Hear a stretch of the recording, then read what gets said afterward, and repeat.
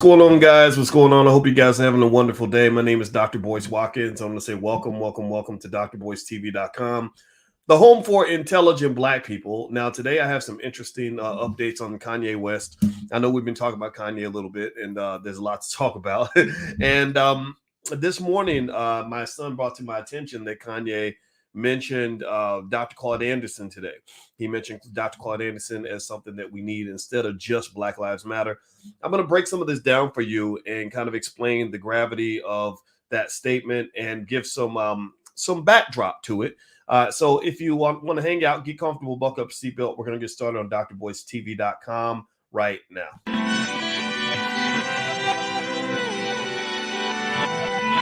Here we are, clan the isms, cataclysm great. Our people out here struggling, trying to make it in this state.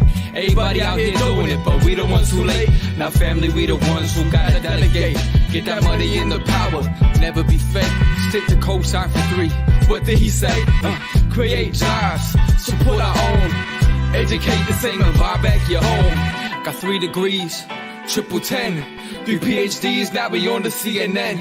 DBTV, let's talk about negligence. Ignorance is bliss, but we can turn it to intelligence. Believe none of what you hear, half of what you see. Let's break it down here on Dr. Boyce TV. Here we are, Hey, what's going on, guys? Welcome to drboycetv.com, the home for intelligent Black people. My name is Dr. Boyce Watkins. And I want to say happy Saturday to everybody who's watching this live. If you're watching the recording, it's okay because the information and the knowledge is still good. Anyway, do me a favor. Let me know what city you're from as you hit the thumbs up button. Thumbs up, share, subscribe. Everybody, please do that. Also, if you haven't subscribed to the channel, hit the subscribe button and the notification bell. And let me know what city you're from, and I'll shout out the city. What's up on Instagram? My Instagram is The Real Boyce Watkins. And we're going to jump into our topic today. And at the end of the conversation, I'll actually talk, since we talk about stocks and stuff like that on this channel, I'll let you guys know about a stock that I just started buying that I think is going to do really well long term. So just remind me, I'll do this toward the end of the conversation if you hang out with us. So what's going on, Colin from Pittsburgh and Michael Johnson from Chicago? I see Montclair, Suwanee, Georgia, Owensboro, Kentucky, Montez. I'm from Kentucky. Good to see you. Salim from Louisville. I'm actually from Louisville. Very nice. I spoke to Layla Ali and her husband the other day, Curtis, brother named Curtis, who is just the coolest guy ever. I talked to him for 3 hours. I said, man, I don't think I've talked to another dude for 3 hours on the phone in like 20 years. But Curtis was that cool of a guy. Curtis Conway, I think that was his last name. Real smart brother, had a lot of respect from, a lot of intelligence. These are the great Black men I love hanging out with. I see Seattle, Baton Rouge, Toronto, Canada, New York City, Virginia. Hello, Maryland for Cindy, Sammy out of Houston, Daniel out of San Antonio, Louisville in the house. I see that. I see you, Ken Ellis in Las Vegas and Montclair, New Jersey. All right. So give me a yes or no. Yes or no. How many of you saw that Kanye West decided to invoke the name of Dr. Claud Anderson on his Instagram today? Did anybody else see that? Where Kanye was he's Kanye's Kanye. That's going to be my little statement, my code for saying I don't understand everything this brother does. I ain't gonna lie. I don't get everything about Kanye. But I really feel like deep down he's trying to do the right thing in a lot of ways. I think that he's struggling. I can only imagine the pressure that he's under from just the politics and all that. But anyway, so let me just tell you what happened. So my son, you guys know I get the pleasure of being the bonus dad of an awesome 19-year-old who's 6'7" and super smart, and gets tired of everybody asking why he doesn't play basketball. And I want to punch him in the face and say, well, why can't he be smart too? Why does he have to be a basketball player just because he's tall? He's actually 10 times taller in terms of intellect, and so we got to stop letting people box our kids in like that. But anyway, he came to me. He said, "Yeah, did you see what Kanye said today?" I said, "What? What did he say?" He said White Lives Matter last week, which I didn't get that. And he said, no, he talked about Dr. Claud Anderson and Ice Cube and blah, blah. So these are friends of mine. Ice Cube and I, Ice Cube's been on this platform, and Dr. Claud was on here 2 days ago. So of course I was curious. I was like, okay, wow, let me scroll. Let me see this. What did he say? And basically it looked like it was like he was doing this interesting thing where he was sharing all these text messages, which I'm gonna tell you the truth, I'm not a fan of that. If you have a private conversation with somebody, keep that private. And then also on the flip side of this is a little Uncle Boyce game for anybody. Never text or type something that you wouldn't want the whole world to see, because anything you share digitally, including naked pictures of yourself, can be shared worldwide. So just keep that in mind. That's just a little thought. But anyway, so Kanye is sharing all these private text messages he's having with all these people. Kanye, if you hear this, let's talk about that, man. You can't do that. You can't do it. But then again, he does what he wants. And in one of the text messages, he's debating with somebody about power, and he talks about the importance of things like water and energy, etc., which I completely agree with all that. I thought that was a great, profound statement. And then at the end, he mentions that Ice Cube and Dr. Claud Anderson should be put in a room together instead of Black Lives Matter, instead of us depending on Black Lives Matter. First of all, I approve that statement. I can't co-sign everything Kanye says and does, but I must give credit where it's due. In this particular case, Kanye was saying something that made sense.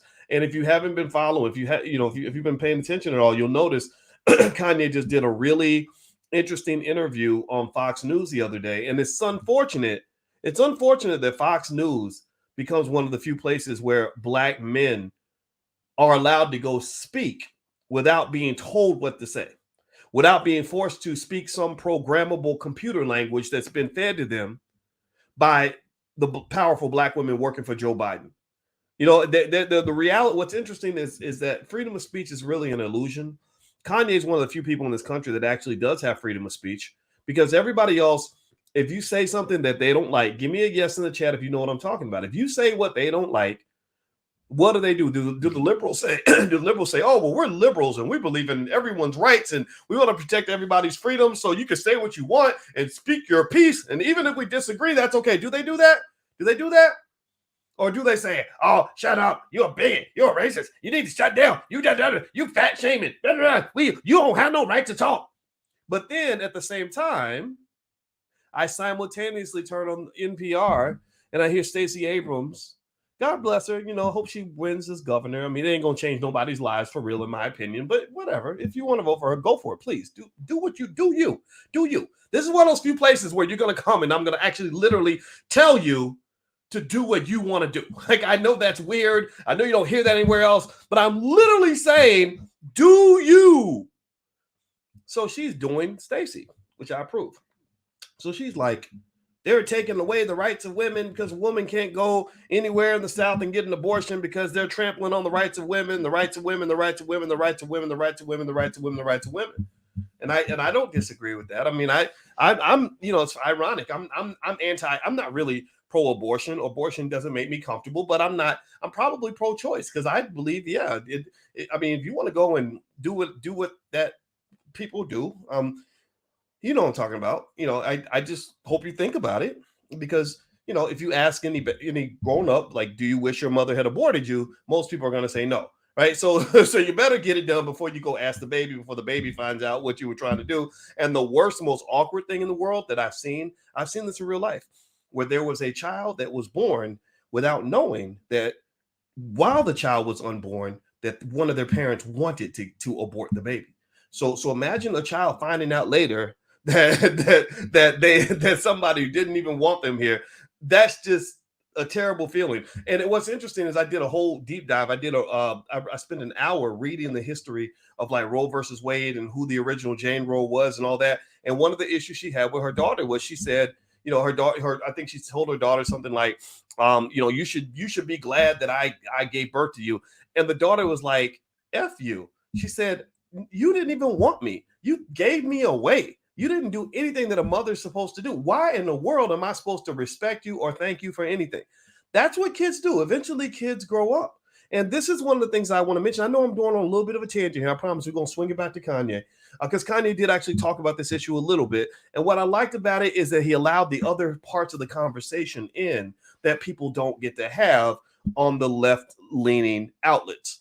Right? They want to act like that no one else has any feelings, or that the children's lives don't really matter that much, or that if you don't make enough money, then you should just get the procedure and that's it. And what's interesting to me is just sort of seeing all the dimensions of that and really thinking through the decisions that you make. That's all I ask. So anyway, with that being said, Kanye's been doing a good job of at least balancing the conversation. In his own awkward way. He's been saying the things that a lot of people are saying that they can't say. He's been speaking out of turn, and they're mad at him. They want to slap him down. They want to smack him like they do all the other black men. They have something to say that when they don't like it, they want to write it off as if something's wrong with us, like we are mentally ill or we are just gone or they need to be sent to a re-education camp or these black men are so toxic that they love. Yeah. And I will just say this. When I talked to Kanye on the phone, one of the first things he told me would be after he told me he was worth $4 billion, which I didn't understand why I needed to know that because I just didn't care. But he did say he was going to run for president. He said that 2020 was practice and that he's really going to run in 2024. And I hope Kanye doesn't mind me mentioning this. I assume the whole world's eventually going to find out. But he said in 2024, he plans to run for president. So, you know, and can he win? I don't know. I mean, can he stay alive that long? I don't know. I imagine they're going to try to come get him. But he stayed alive this long. And it'll be curious. I'll be curious to see how that plays out. Now, let me move into more of what Kanye said today about Dr. Claud Anderson and Powernomics and everything else. Before I do that, if you could, please hit the thumbs up button. Thumbs up, thumbs up, thumbs up. Share, subscribe if you have not done that yet. And don't forget, October 28th through the 30th this month is the All Black National Convention. This is where we are going to get together in Charlotte, North Carolina, and do a bunch of B1 stuff for the whole weekend. And we've got about 40 different experts on everything from crypto to relationships, to stocks, to politics, anything that Black people need in order for us to heal and connect. That's all been planned out. We spent hundreds of thousands of dollars on this thing. We did it for the community. There is no corporate sponsorship. We did not go to Bank of America and Walmart and Kmart and Coca-Cola. And the reason we didn't is because I don't believe Black liberation can be brought to you by McDonald's. I don't believe you can bring freedom sponsored by Walmart. I'm tired of Black folks being sponsored by everybody else. I'm tired of Black people carrying water for everybody else. I'm tired of Black men acting like you are some sort of disabled, handicapped child that can't do some shit on your own. You can do anything that other man can do. You can do anything that those other people can do for you. Anything they can do for you, you can do for yourself. Same thing with the women. So ultimately, at the end of the day, this convention is all ours. So we own this. We control this. And so ultimately, I just want to invite you guys because you guys did this. You guys supported this, and this is what makes it possible. So if you'd like to join us, I put all the tickets in you can join us virtually or in person. You can go to boycewatkins.com, or if you're watching on Instagram, hit the link in the bio. It's October 28th through the 30th, and it's basically a 3-day a party for intelligent Black people where there's nothing but Black intelligence everywhere. You're going to love it. All right. So Kanye made this Instagram post where he mentions that he thinks Ice Cube and Dr. Claud Anderson should be brought into the same room as opposed to just listening to Black Lives Matter. I don't think that the whole Black Lives Matter movement was garbage. Just in case you want to know my honest thoughts on that, I think that they snuck a poison pill into the movement. What people will do when they try to manipulate you is they will take something that you agree with, like Black Lives Matter. In fact, let me show you the experiment. How many of y'all agree that Black Lives Matter? Give me a yes in the chat. Everybody who believes Black Lives Matter, put yes in the chat. If you don't say anything, then I'm a second guess you. This may not be your platform. Does everybody agree that Black Lives Matter? Give me a yes or no. Okay. All right. So I'm seeing yeses. Thank you, Yo Cannon, and thank you for Chris. Thank you, Deborah. Right. So we all agree. Black Lives Matter. Black Lives Matter. Black Lives Matter. Yes, they do. But then what happens is with a lot of these movements, that big message, that broad message is well designed by psychologists and sociologists who know how to get inside your head. They have studied you the way you study a rat in a lab. They have figured out what matters to you and what gets you going. The same way that Ward Connerly, if anybody's old enough to remember, does anybody remember Ward Connerly? Well, let me tell you about Ward Connerly if you don't remember him. Ward Connerly was this super interesting Black man in the 1990s who took it upon himself to go state by state fighting against affirmative action.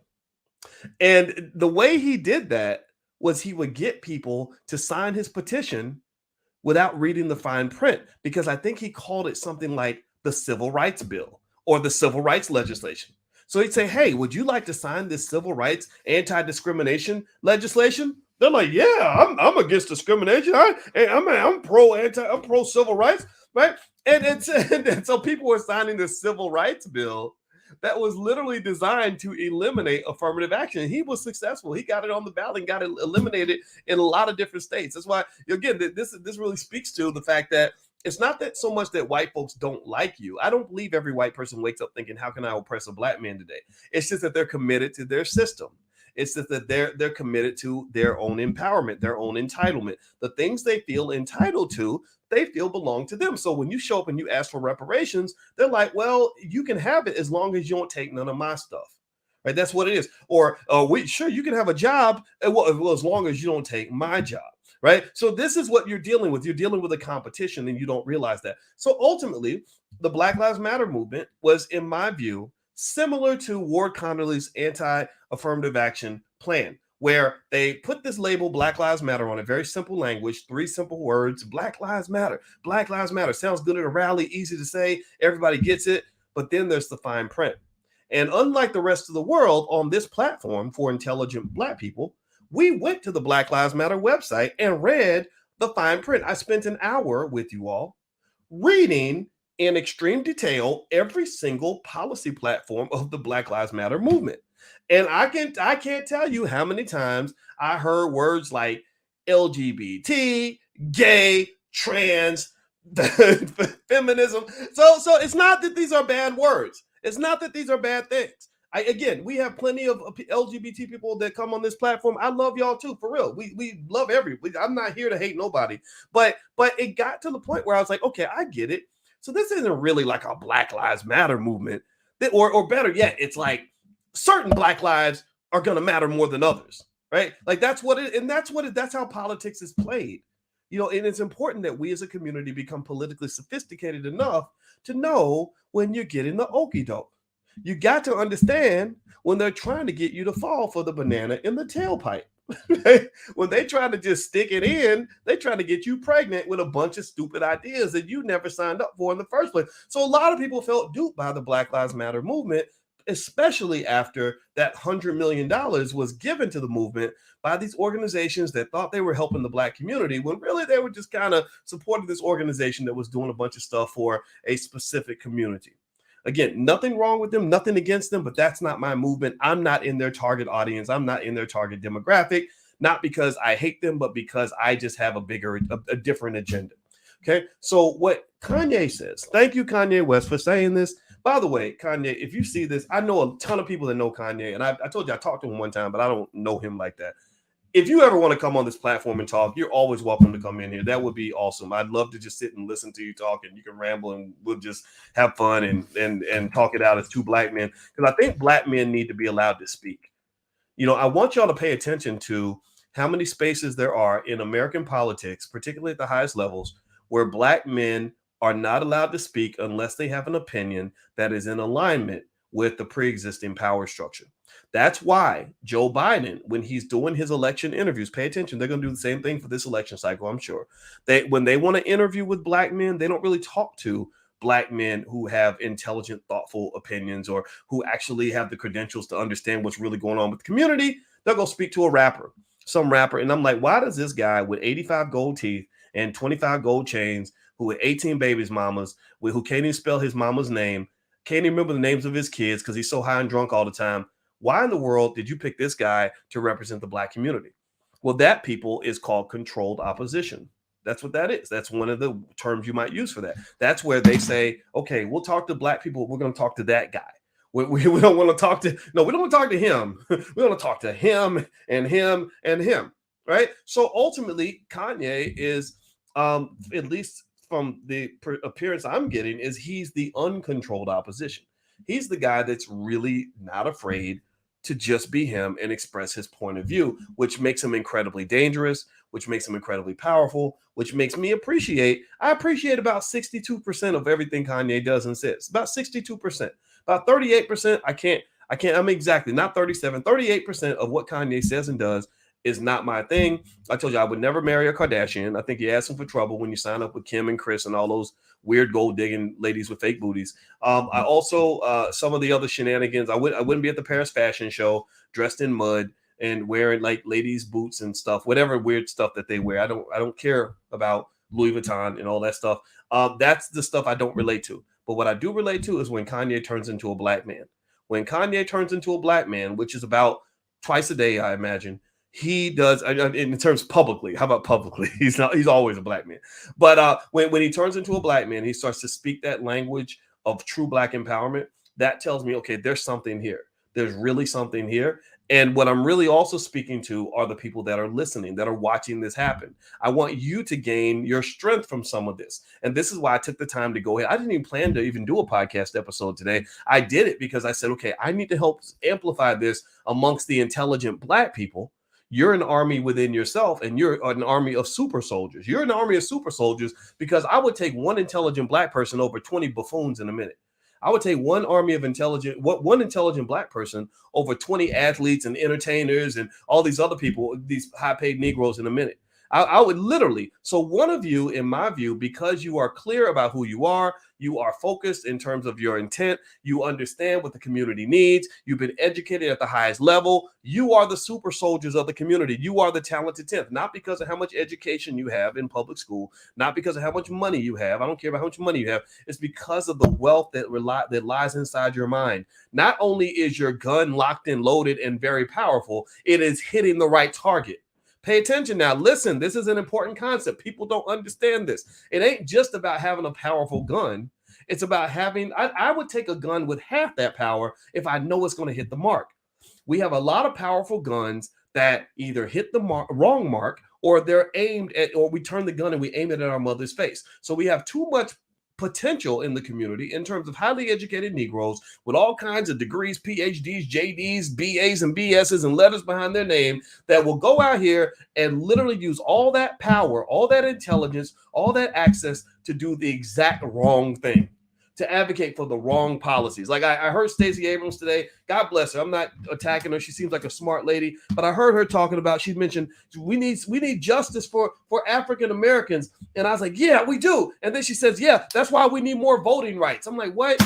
Come on, don't get me wrong. I'm not saying voting rights are not important, but why the hell do I need a voting right if the people I'm voting for are doing nothing for me? I understand voting rights if I'm voting for someone that's going to advocate for my interests and make sure that my community improves itself. But when my community is not getting better, then what good do voting rights do? Voting rights are good for you. They're good for you because you're going to get reelected. They're not good for me because I'm just giving you power that you're not going to use, that you're going to use to take care of some billionaires or whoever you take care of. So ultimately, it's about aiming at the right target. So Kanye's tweet today, I thought what was great. I think that it's excellent in terms of us dealing with a culture that is heavily anti-black male. They don't believe that black men like myself deserve the right to speak. That's why I'm speaking to you, say, on the internet, when I'm probably, I had more education at 25 than those people on CNN will ever have for the rest of their lives. So, and I used to be on stuff like that, and I didn't do that stuff because I started seeing the agenda that started really bothering me, because the goal is not to get to the truth. The goal is to promote an agenda. Everybody has an agenda, including me. Everybody has an agenda, including me. And if you don't have an agenda, I want you to figure out what your agenda is, because I believe I'm going to argue to you that your agenda should be the black agenda. And also, this is where Kanye and I are in complete alignment. I believe that your agenda, that the agenda that benefits you, your agenda should be your family's agenda. I believe that your agenda should be a powernomics agenda. That's it. Do we agree? Give me a yes or no. I imagine you wouldn't be here if you did not agree that a powernomics agenda would be beneficial for the black community, because then you're talking about two things. The word powernomics is power and economics merged together, because economics is power. So do you agree that black people need to have power? Do you agree that we need to have power? Give me a yes in the chat. Yes. Yes. Give me some yeses. I need some yeses. Yes, we do. Do you agree that black people need economics? Do you agree that when you have money in your pocket and when you control the resources, not when somebody's controlling resources and giving you crumbs, not when somebody is giving you opportunities that they decide you deserve to have, but when you control the resources and you control the opportunities, you are better off when that occurs. I'm not talking about for everybody aggregately. I'm talking about for in your own damn life. Have you ever known what it's like? How many of y'all know what it's like to go from broke to having a little bit of money in the bank, and how differently you feel when you have a couple of dollars in the bank? How many of y'all know what I'm talking about? How many of you know the power of buying a home and owning a home and walking through the house butt naked, going to the shower and thinking, this is my house. I can walk through this house naked and pee anytime I want, invite over whoever I want, tell people to get the hell out whenever I want. That's powerful, man. That's powerful. Or how many of you have known the power of owning shares of stock, knowing that when Disney's making money, I'm making money. When McDonald's is making money, I'm making money. When Google has a good earnings report, my income literally went up because Google's making more money. That's a different kind of feeling. It hits different when you are in that space. So power is intoxicating, is wonderful. And also economics is deeply connected to power. So what I want you to really focus on is understanding that power is the cousin of freedom. Powerful people have freedom because powerful people can do what they want to do. And one of the first things Dr. Claud Anderson does in Powernomics, which everybody should read this book. We're reading it every Wednesday, by the way, in our book club. I'll put the URL on the screen if you guys want to join. It's one of our free classes in the Black Business School because we believe the entire Black community needs to learn Powernomics. I've literally been reading this book word for word for the last 3 years, every single Wednesday night. blackkeystogreatness.com. I'll put the URL on the screen. But the thing that Dr. Anderson also does that I really love is in the very beginning, he defined what power is. And he explained something that anybody will understand if you've ever watched a college football game. He explains that power is the ability to pursue your agenda despite the opposition of others. Power is the ability to pursue your agenda despite the opposition of others. And the reason I compare it to a college football game is this. Anybody ever watch, when Idaho State is going to play against the University of Alabama or Georgia or some really high-powered team, but they're playing against Idaho State, which it has a bunch of guys that are pretty good athletes, but they can't match Alabama. So what happens at the beginning of the game? Both teams come out ready to go. They're playing in Idaho State. The fans are screaming and hollering. The players are coming out. Yeah, right? They're like pumped up. Like you can't stop them. Like they look like they can't be stopped. Right? And they're like, we're going to get in the end zone. We got our game plan. We're ready. We're going to go kick some ass. To hell with these Alabama boys, right? Alabama, they're doing the same thing. They're like, yeah, we're going to do that. So then they get on the field. And like Mike Tyson used to say, every man has a plan until he gets punched in the mouth. So Idaho State really thought they might have a chance to win this game because they have a perfect plan. They've been working extremely hard. They came out really pumped up. But then they realize they're playing against the University of Alabama, and you start to notice little things in the game that show you who clearly is the dominant team. You see that the Alabama linemen are running over the linebackers and the defensive linemen of Idaho State. The wide receivers are sprinting right past their defensive backs. The quarterback's throwing the ball over their head. They're getting in the end zone whenever they want to. Idaho State can't move the ball 5 yards. Well, why does that happen? Why does that happen that way? Despite the fact that Idaho State had different plans. It's because of power. It's because of power. Alabama shows up to the game with the ability to pursue their agenda despite the opposition that's coming from the other side. Both sides arrived with an agenda. When white people show up, they got an agenda. When black people show up, we got an agenda. When Asian people show up, they got an agenda. And then just like in that football game, you play it out and you do a game of Powernomics and you say, whose agenda is going to win today? Well, the winner is going to be the team that can pursue their agenda despite the opposition of others. Nowhere in the definition of Powernomics does it say that power is the ability to pursue your agenda with the approval of white people. Never in Powernomics does it say that power is the ability to pursue your agenda assuming that they finally do right by you and stop treating you bad. What would it look like if the players of Idaho State went to the players of Alabama and cried and said, this ain't right. You keep scoring all the touchdowns. Every time we get the ball, y'all won't let us score. We tried to run. We had to fast. Our running backs are fast. Our running backs got black girl magic, and they fast, and they running down the field. And every time they run down the field, all they gonna do is tackle them. Like, how weak would that sound? How pathetic would that sound? How ridiculous would that sound? No, they can't do that because that's not how the game is played. It is a competitive game, and both sides come in with their own agenda with the understanding that if they don't have true power, they will not be able to pursue their agenda on that particular day because we're fighting for a scarce resource. Only one W will be administered that day, and it's going to go to the team with the most power. So sometimes as Black people, you're going to run into situations where team Black people are going to show up, pumped up, ready to play, and you're going to run against a team that's going to be strong. White folks in America are like the University of Alabama football team. They got the power game on lock. Their strategy is level 10. They are prepared. You're playing in their stadium. They even paid off the referees in advance. They have studied you like lab rats, just the same way Alabama studies opposing defenses. They know where your vulnerabilities are. They know how to trick you. They know how to confuse you. They know how to throw you off. They know how to mislead you on every play. They understand you very well, and they're going to exploit every vulnerability they can possibly find. And it's not just because they don't like you. I mean, maybe they don't. No, it's because everybody wants to win the game of power. Alabama doesn't beat the shit out of Idaho State because they hate them. They just beat the shit out of them because they're Alabama and they're supposed to win. They feel entitled to the championship. So Black people, when you're out here talking about, well, we want some money, we want some votes, Black Lives Matter, y'all need to do right by us, just understand your opponent feels fully entitled to every penny that you're demanding for reparations. They're not going, they don't want to hand that money. Well, they're like, well, if you want it, then you're going to have to probably take this because I'm not giving it away easily. Just like Alabama isn't going to give you a touchdown, Idaho State. You're going to have to figure that out on your own. And if you can't figure that out on your own, then you are going to have to simply submit to the idea that we're simply better than you, that we are superior to you.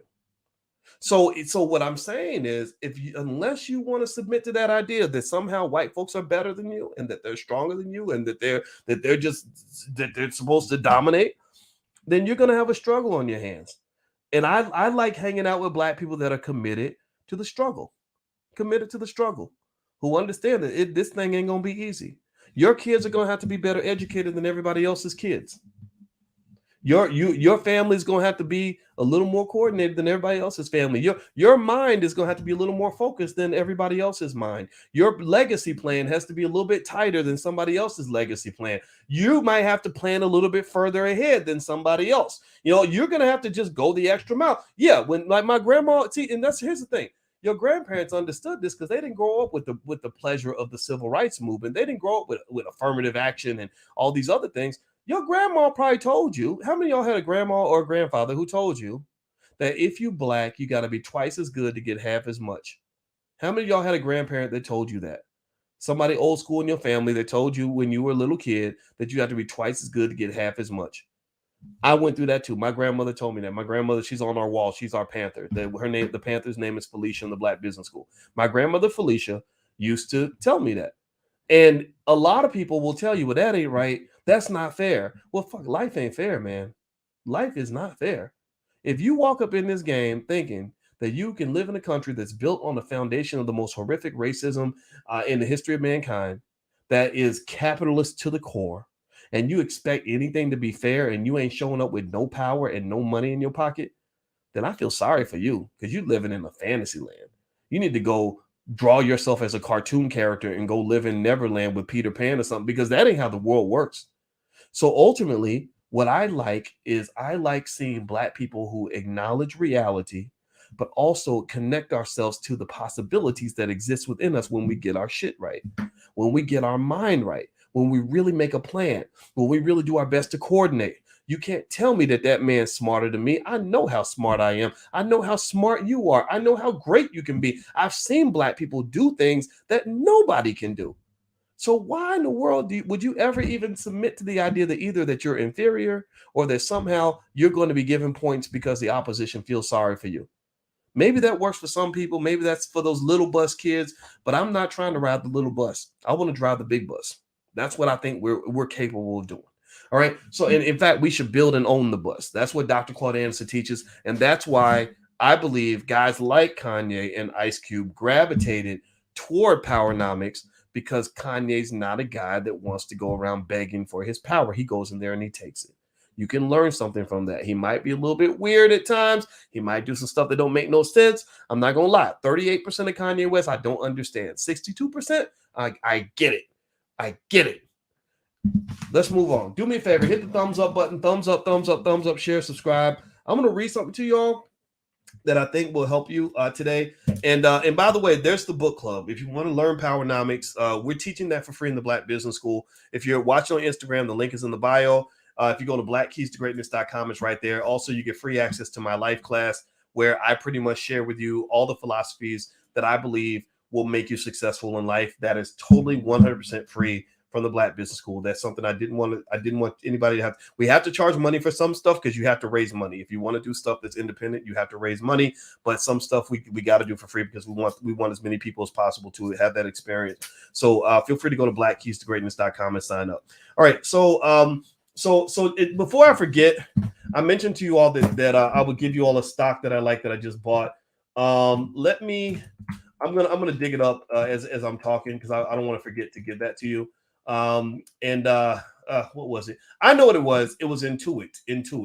That's a tech stock, INTUIT. I don't know the ticker, but I bought some shares of Intuit because I read some research on it and I get a sense that this stock is going to do well. But remember, all these investments that I mentioned to you, this is not investment advice, but these are long-term investments that I'm making. So you're going into an economy that's headed south a little bit.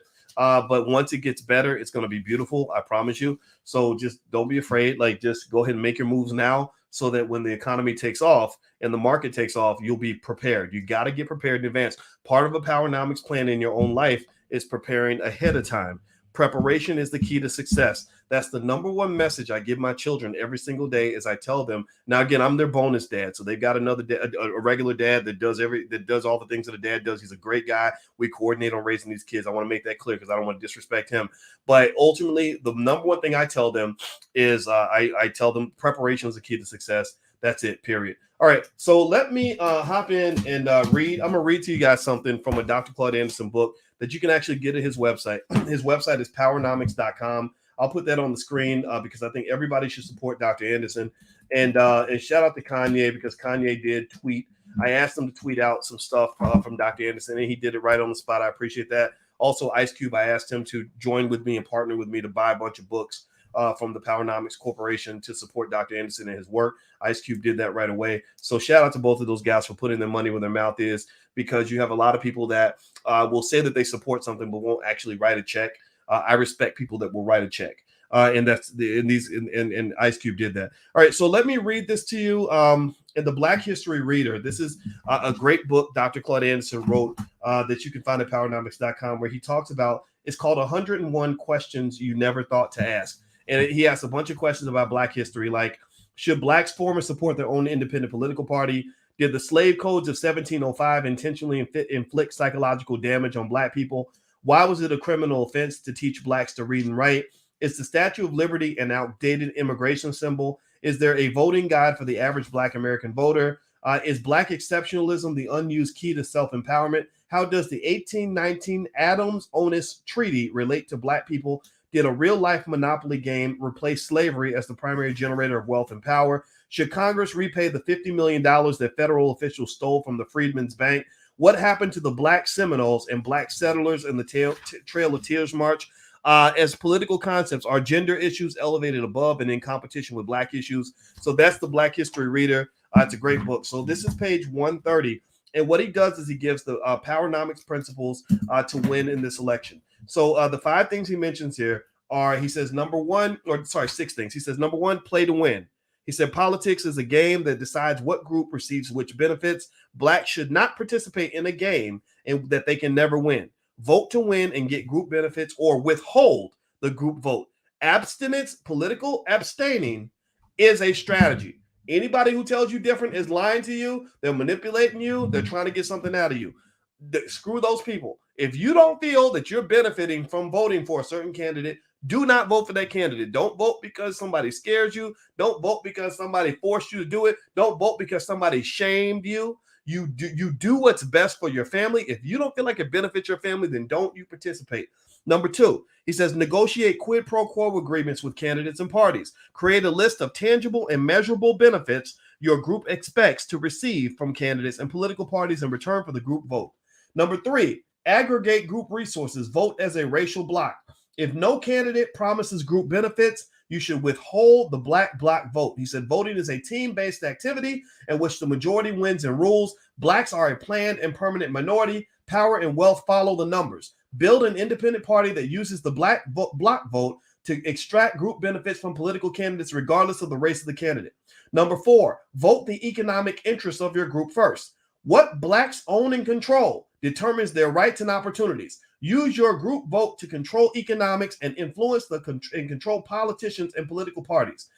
Number 5, support only those who support Black Americans. So do not support any political party, candidate, or business, regardless of color, which will not publicly support Black America. Demand explicit support. So ultimately, one of the things that we do economically and politically is we support a whole lot of people who do not support us. That right there tells me you're a white supremacist. Why in the world would you do stuff for people who wouldn't do the exact same thing for you? There was a guy named Grant Cardone, who is a real estate guy, who wanted to come on my YouTube channel because he likes to hang out with Black people and rappers and stuff. He likes to be cool with Black folks. And when Grant Cardone's people reached out and said, I want to come on your channel, I understood why. It's because I reach over 1 million Black people a week. My PhD's in finance. I'm a financial influencer, among other things. I'd like being a husband and a father more than that, but that's what I happen to be, and that's fine.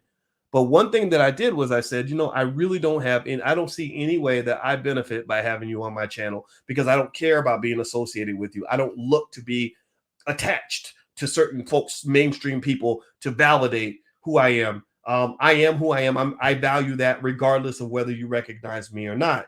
And so me having Grant Cardone on my channel meant nothing to me. But what I did say was I said, okay, let's do a quid pro quo. I told them, I wrote back and I said, sure, Grant can come on my channel after he has me on his. That way I can get on there and talk to his people, because I've taught white people. I taught more white people than Black people when I was at Syracuse. I can break down financial concepts for white people too. And you know what happened? I heard nothing back. And that's kind of what I expected, because in a way, white supremacist ideology, in my view, is one that says, well, because I'm white and I have this big platform, because there's more white people in the world, of course your platform is going to be bigger. You should be honored that I'm acknowledging you and acknowledging you people. And I gave up that game of acknowledgement a long time ago because I realized that is one of the tricks that they play on you as Black people. You're trained to believe that you ain't nothing until those people recognize you, that you don't matter unless they put your stuff on TV or somebody important tells you that you're important too. Like, that's when you start saying, well, I is important. I must be as important. I don't give a damn if white media ever knows who I am. I don't care. I don't even like it when they notice me, because I get noticed by the right people. I want to be recognized by intelligent Black people like you. You are the people that I want to talk to. You're the ones that I care about. You're the ones I think about every day. You're the ones that I connect to and relate to. I sit and I talk to some of y'all. I see you in places and I'm like, hey man, yeah, let me tell you, that's crazy what they did, and you get it, right? I don't want to talk to some Oreo cookie who works at a big corporation who's trying to convince me that white is right all the time. I'm past that. I'm 51. I gave up on that 25 years ago.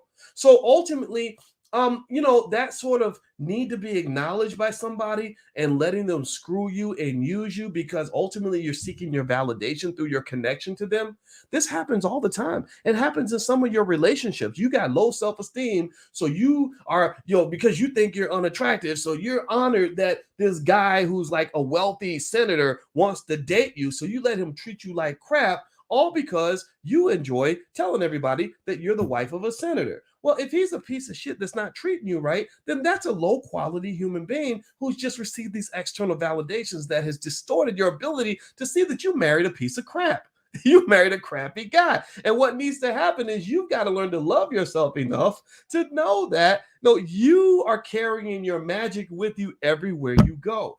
you're carrying your value with you everywhere you go. You are special because your mama gave birth to you. If you're doing right by your family, right by your kids, right by your people, you're not only special, but you're better than 90% of the assholes that they put on TV because they cooning out loud. Seriously, you got people in Hollywood that get paid to act like buffoons, and somehow we're trained to believe that because they have money and they're on TV, that they're important. That does not make them important. That does not shining the light on a piece of shit just makes it shiny shit.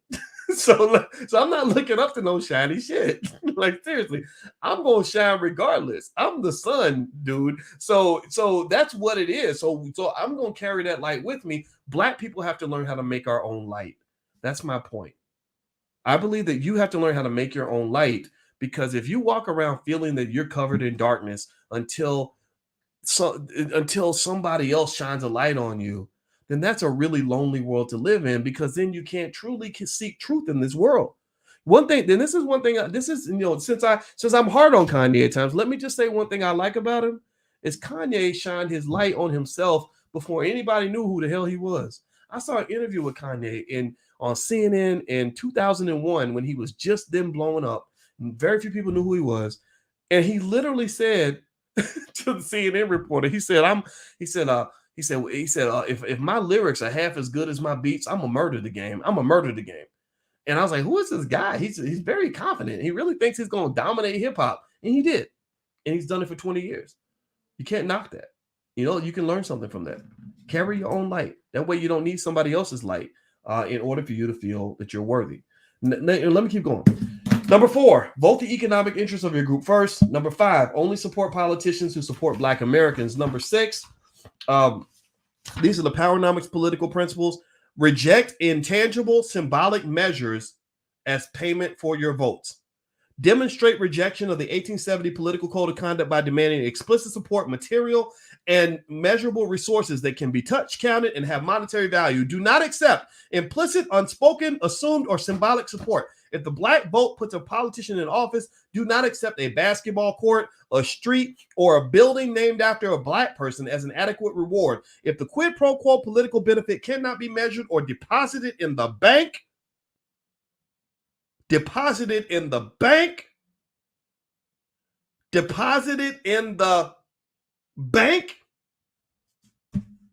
it is unacceptable as an exchange for your votes. I gave you real votes. You gave me symbolism. That's not a fair trade. The 1870 political code of conduct defined the behavior of Black elected officials and unfortunately still guides the behavior of them even today. The code conditioned the politicians, but it also conditioned Black voters and taught them to not vote for their own interest in politics. It conditioned whites to expect that Black voters would not speak for or even name their own group or articulate the needs of the group. It is unconscionable that today in 2017, when he wrote this book, Black politicians and voters have not publicly rejected the conservative behavior required by the old code of political conduct. All right, there we go. So that's that. Now, last thing I want to share with you, hit the thumbs up button. Thumbs up, share, subscribe. We were talking about Kanye West and his mention of Dr. Claud Anderson earlier today. As you can see, we have moved a little bit past that point. But in case you want to know, you can go back to the beginning of the video where I mentioned that Kanye West today was shouting out Dr. Claud Anderson, mentioning that Dr. Claud Anderson and Ice Cube should be in the room together, which I totally agree with. Dr. Claud Anderson and Ice Cube have spoken before. I don't know if they've been in the same room, but I know that they know each other, and that connection is there. So let me show you all something that that Dr. Anderson puts in his book. This is something that you should walk away with in terms of understanding how we're going to take over this power game. This is how we're going to win. Everybody in here, in fact, let me ask y'all this question before I talk about this. How many of y'all have some sort of plan for your legacy? How many of you, I don't know, how many of you have a will or a life insurance policy or an estate plan? How many of you have something in place? How many of you are at least transferring generational knowledge that's going to really empower your kids and grandkids at a high level? Give me a yes. So let me just tell you a little secret. These little plans, when you aggregate them, is part of how we're going to take over the game. You know, it's just like planning for a football team, planning to be able to beat University of Alabama, because that's what white supremacists are. That's what America is. America's like the University of Alabama football team. They're damn good. They score a lot of touchdowns and they play really good defense. They protect the ball very well, but you can beat them with enough planning if you rebuild the right program. But you got to rebuild the program. It's going to take 100 years for us to really get to where I know we're going to get to. In fact, actually, I say 100. Actually, we can do a lot in the next 60 years. 2070 is the year where I believe we're going to have a black person who's going to be in position to possibly be a trillionaire or half a trillionaire or something like that. So here's the 5-story building Dr. Claud Anderson talks about that. And if you're on Instagram, you can't see it, but I'll describe it to you. The 5-story building of power tells you where you need to start and then where you need to go. On the bottom of the building, which is the base of the building, this is the place you start first. He has the economics. Remember, even Kanye had a song where he said, la, la, la, la, wait till I get my money right. La, la, la, la, ain't gonna tell me nothing. Anybody remember that song? Wait till I get my money right. Ain't gonna tell me nothing. So economics means that if your economics are together, you've achieved the first goal toward freedom.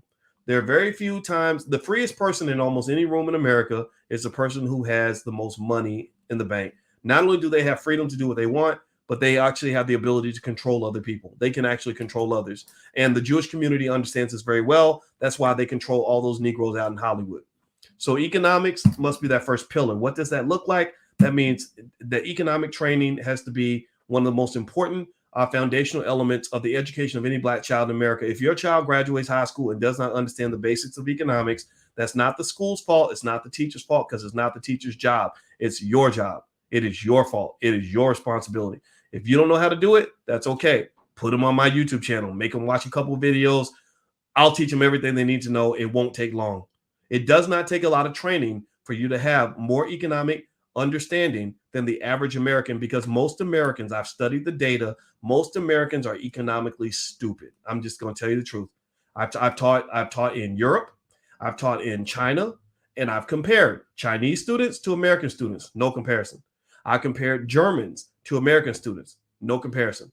So let's just be clear. Even though America is very strong in terms of power, they're also very weak and lazy, because power can also corrupt you and make you weak and make you unfocused. So ultimately, we get ahead on this economic game, teach your kids little basic things like the importance of ownership, teach them the importance of understanding spending and debt and all this other stuff, so they don't go too deep in debt.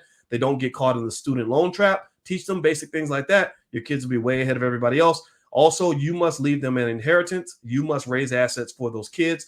When you have that newborn baby, your number one mandate isn't just to feed that baby and raise that baby. You must also invest for that baby. That's where the $5 a day investment plan comes into play. If you go to blackmoneyminute.com, that's blackmoneyminute.com, or boycewatkins.com, my website, I have a $5 a day investment plan that will put your child in a position where when they're 25 or 30 years old, they will have more money than 90% of all white people. Okay. That right there is the first step. Number 2 is the politics. Politics is driven by economics. There's no politician in America that can ever be elected for anything without having millions and millions and millions of dollars in the bank. So if you want to play the game of politics, you do not play that game by voting. The voters are pawns. The voters are pawns that are purchased. They are purchased through marketing dollars that are given by the corporations and wealthy individuals who understand how this game is played.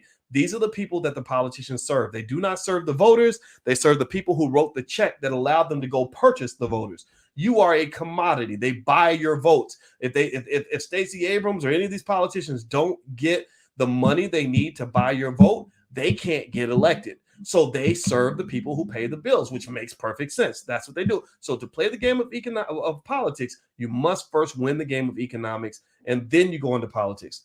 Next is justice. If you control the economics in your community and you control the politics in your community, because you control the economics, then you can get justice. Now, when your kids get pulled over by the cops, they don't get treated like everybody else's kids. Now, when your child gets locked up and they're about to go to trial, you can get the money to go make sure they get a fair trial. You can make sure that the justice in your community comes with the accountability that comes with what happens with wealthy people.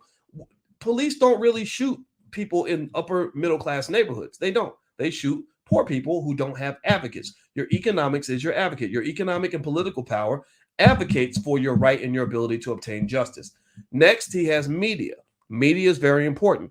Why? Well, because a lot of our kids' heads are screwed up because they are being exposed consistently to media that degrades Black people, that makes Black people look pathetic, that makes Black people look crazy, that makes Black people look weird. It makes Black women look like masculine hoochie mamas. It makes Black men look like drugged out, doped out buffoons that they can't spell their mama's name, don't respect Black women, and don't even love their own damn kids. The media screws up your kids. And if I go to a lot of public schools, I ask them, what do you want to do when you grow up? Half of them will go, half the Black boys are going to say, I want to be an athlete. The other half are going to say, I want to be a rapper. And where does this come from? This all comes from the media. So Black-owned media is extremely important so that we can have the diversity of images out here so that every little boy ain't trying to be the next LeBron or the next Lil Wayne. There's plenty of other things they can do in life. The fifth part of the 5-story building is education. You got to stop letting those other people educate your kids. Why in the world would you think that you could send your child to be educated by their mortal enemy, by somebody who's afraid of that little boy, who does not appreciate or respect where that boy comes from, who has no understanding of what that little boy needs? Why in the world would you have those people responsible for that child's education and not expect it to end badly? How did you think it was going to end? You look at all the data. Black boys can't read hardly when they come out of school. Little girls that can't read at grade level half the time. Why would you expect anything other than that? These schools are prisons on training wheels. That's what they are. The school to prison pipeline is extremely real. Study after study has shown this. There's no ambiguity about this, people. This is not up for debate anymore. There is no well, maybe this man. No. You've had 40 years of data that has proven the same result consistently, and it kind of makes sense. Because historically, you've been oppressed. Somehow they drew a line of delineation in your head to make you think that being Black in America after 1968 is different from being Black in America before 1968. And one of the things I want to do is I want to smack that reality into your head to let you know ain't a damn thing changed. America didn't stop being America just because Dr. King had a couple marches and the civil rights movement happened. That was wonderful. That was good. Those people paid the price, and I respect them for what they did, but they didn't complete the whole job. They didn't get the job done. They couldn't get the job done because they weren't even focused on the economics. You can't get nothing done in America if you don't understand the economics of America. America is a capitalist country before it's anything else. So if you cannot overpower the capitalism, then game over.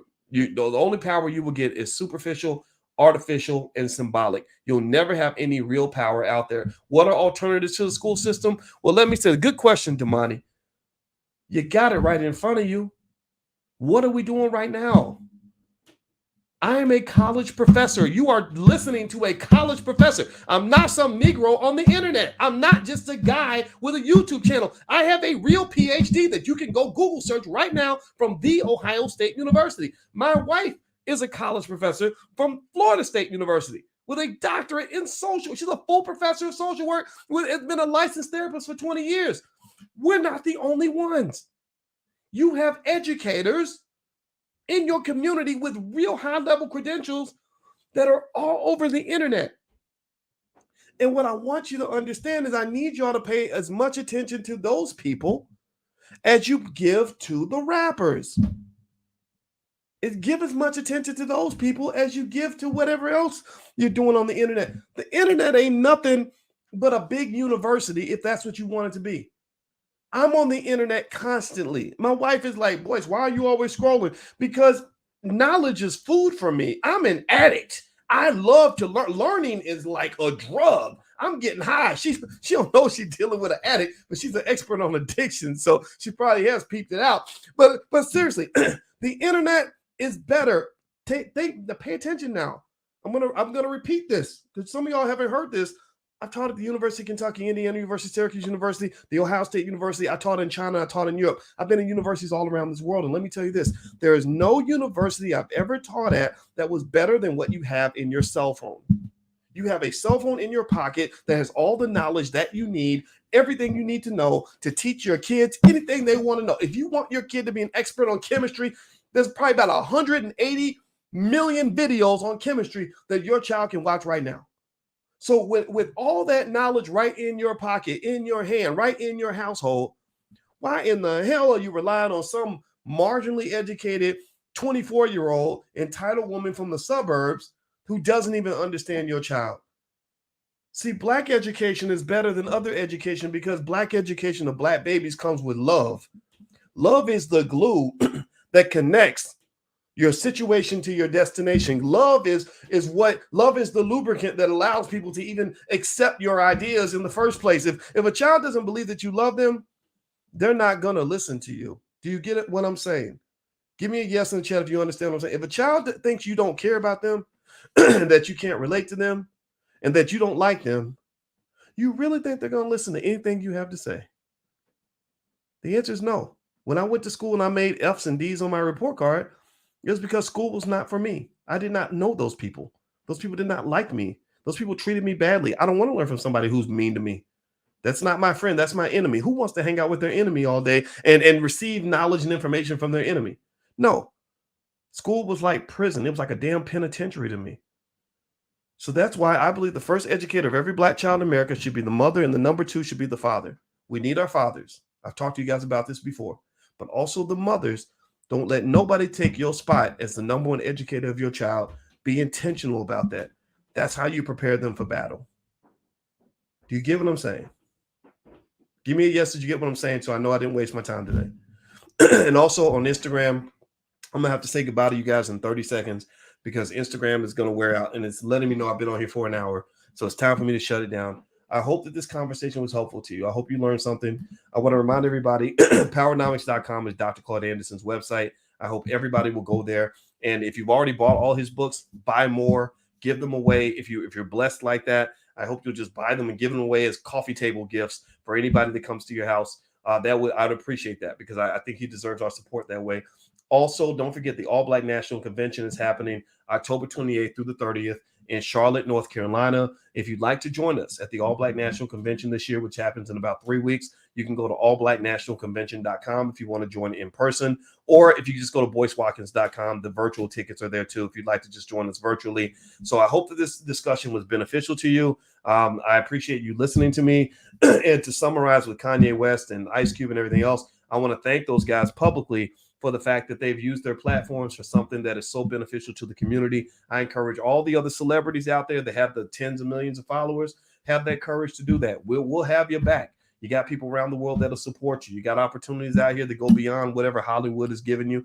Stand up for something that's worthwhile. Stand up for something that's going to leave a true legacy. Stand up for something that's going to make your people better because you were here than they were without you being here. That's the goal. That's what we're all trying to do. So God bless you, everybody. I appreciate you. Thank you for listening. Love you. Hit the thumbs up button on your way out the door if you could. We're trying to build Black media here as well, and we can use your support. Also, if you found anything beneficial in this video, if you would take the time to take the link and share it on your social media, that would just mean the world to me. And I appreciate you all very, very much. So God bless you. Have a great day. I'll see you all soon. Talk to you later. Peace.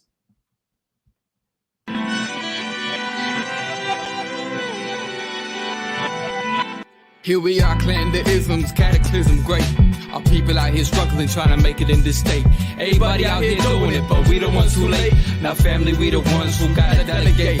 Get that money in the power, never be fake. Stick to co-sign for 3. What did he say? Create jobs, support our own. Educate the same and buy back your home. Got 3 degrees, triple 10. 3 PhDs, now we on the CNN.